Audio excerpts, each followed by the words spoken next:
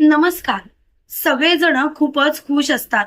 सगळ्यांना खूप आनंद झालेला असतो कारण मिहीर आणि कोमलचं लग्न ठरलेलं असतं. मिहीरने स्वतःहून कोमलला लग्नासाठी होकार दिलेला असतो. त्यामुळे सगळेजण खुश असताना मुक्ता तिथे येते आणि मुक्ता मोठ्याने बोलते, सॉरी, पण माफ करा, हे लग्न नाही होऊ शकत. तेव्हा इंद्रा बोलते, का का मुक्ता, तू असं का बोलतेस? अगं, काय हरकत आहे जर का मिहीरने स्वतःहून कोमलला मागणी घातली तर आपण त्याचं लग्न लावूया की तिच्याशी. तेव्हा मुक्ता म्हणते, प्लीज, मिहीर हे सर्व का करतोय, का नाही, हे तुम्हाला चांगलंच माहिती आहे. मिहीरने कोमलला असं अस्वस्थ बघणं नाही सहन झालं म्हणून मिहीर लग्नाला तयार झाला. पण स्वतःच्या मनाला विचारा, खरोखर मिहीरच्या मनातून मिहिका कायमची निघून गेले? खरोखर मिहीर मिहिकाला विसरू शकलाय? हे ऐकून इंद्रा बोलते, अगं, पण ते काही असलं तरी त्या पोरीला सुद्धा कुठे हौस आहे, आणि तिने तर स्वतः ठरवलंय की ती त्या लंबूशी लग्न करून मोकळी सुद्धा झाली. तेव्हा मुक्ता बोलते, इथेच तर आपण चुकतोय, कारण मिहिकाने लग्न केलेलंच नाही. उलट आजपर्यंत तो हर्षवर्धन तिला ब्लॅकमेल करत आला. तिच्याशी ब्लॅकमेल करून तिला त्या घरात घेऊन गेलाय. उलट तिचं आणि त्याचं लग्न झालेलंच नाही. खरं सांगायचं तर प्रत्येक वेळेला मिहिकाला मला हे सांगायचं होतं, पण मिहिकाने मात्र ते सांगितलं नाही, कारण तिला भीती वाटत होती. कारण हर्षवर्धनने नको नको ते फोटो तिला दाखवले होते. पण खरं सांगू का, काल दारूच्या नशेत तो सगळं काही बरळला, आणि दारूच्या नशेत तो सगळं काही बरळत असताना त्यांनी स्वतःहून कबूल केलं की त्याने तिच्या बाबतीत काहीही वाईट केलं नाही, त्याने तिच्यावरती हात टाकलेला नाही. आणि हे सर्व तिला जेव्हा माहीत पडलं तेव्हा मात्र तिला धक्का बसला, आणि तिने मला फोन केला. तेव्हा मिहीरकडूनच मला समजलं होतं की मिहिका प्रेग्नेंट आहे. पण मिहीर, तिच्या पोटात जे बाळ आहे ना, ते तुझं आहे. मिहीर, तिच्या पोटातल्या बाळाचा बाप तू आहेस. तेव्हा सागर बोलतो, बस करा मुक्ता. अहो, स्वतःच्या भावाला न्याय मिळवून देण्यासाठी तुम्ही एवढ्या खालच्या थराला जाताय.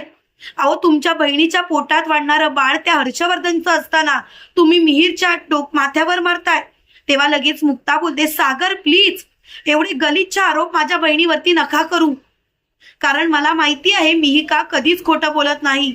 मिहिकाच्या पोटात वाढणारं बाळ हे मिहीरचंच आहे, याची मला खात्री आहे. तेव्हा मिहीर बोलतो, मुक्ता वहिनी जर का हे बोलते तर हे खरं असणार, कारण मिहिका कधीच खोटं बोलत नाही, याची मला सुद्धा खात्री आहे. खरं सांगायचं तर मिहीर पटकन बोलून जातो की त्या दिवशी मिहिकाने मला स्वतः बोलवलेलं होतं, तर तिला काहीतरी सांगायचं होतं, पण तिला मात्र ते सत्य मला सांगता येत नव्हतं. आता तिला ते सत्य का सांगता येत नव्हतं हेच खरं मला समजत नव्हतं. पण आता मात्र मला कळून चुकलंय, मला समजून चुकलंय की हेच सत्य तिला मला सांगायचं होतं. पण त्या दिवशी नेमका तिथे हर्षवर्धन तडमडला आणि सर्व गोष्टी बोलायच्या राहून गेल्या. पण आता मी खरंच सांगते मिहीर. तेव्हा लगेच सागर बोलतो, मिहीर, अरे तू काय बोलतोयस, कळतंय का तुला? आता तू कोमलच्या लग्नाची परमिशन दिलीस ना, तू कोमलशी स्वतः लग्न करणार आहेस, यासाठी होकार दिलास, आणि आता आता तू असं म्हणतोयस. तेव्हा मिहीर बोलतो, दादूस, प्लीज मला समजून घे. कोमलशी लग्नाला मी तयार आहे, पण मला मिहिकाशी बोलावं लागेल. जर का तिच्या पोटात वाढणारं बाळ माझं आहे तर मला तिला स्वीकारावं लागेल.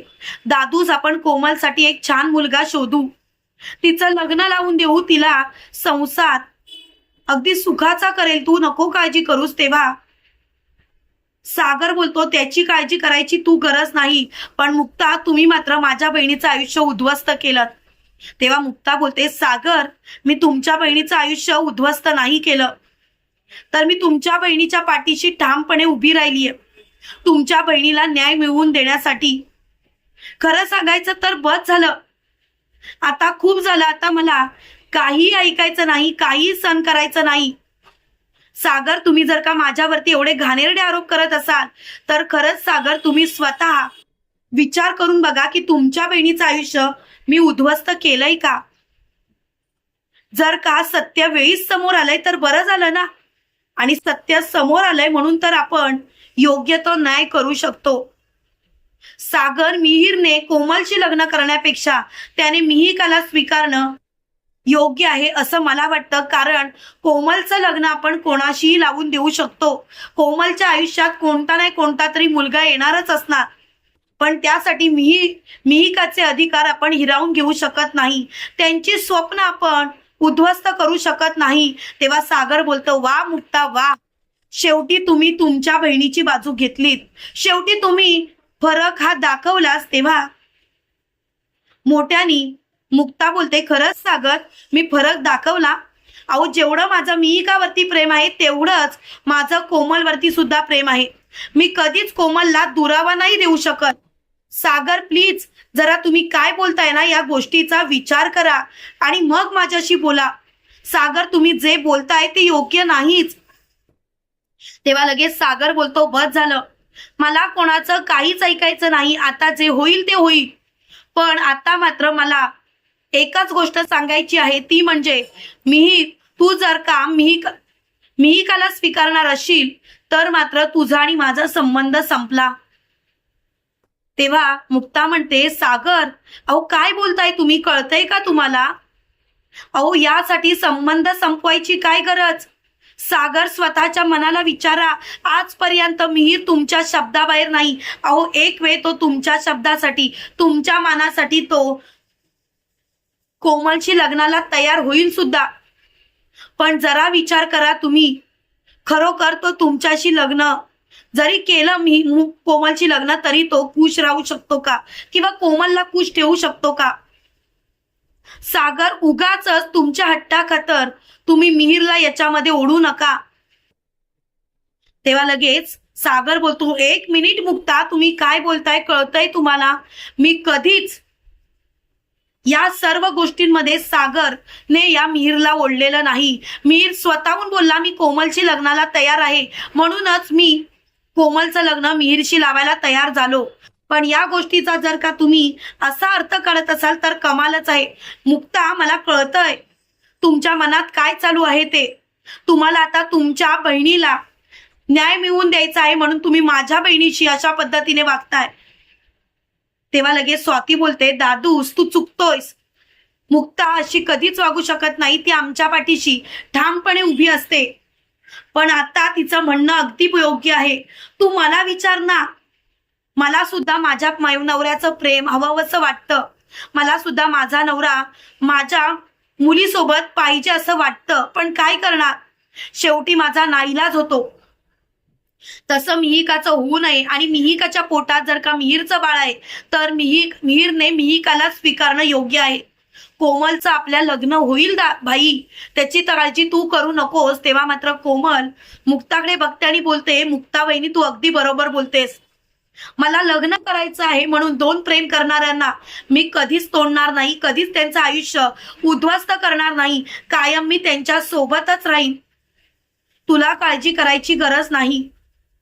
तेव्हा लगेच सागर कोमलला बोलतो, कोमल जर का तुझीच हरकत नसेल तर मग मी काहीच बोलणार नाही. आणि सागर मुक्ताकडे अजिबात बघत नाही आणि तिथून निघून जातो.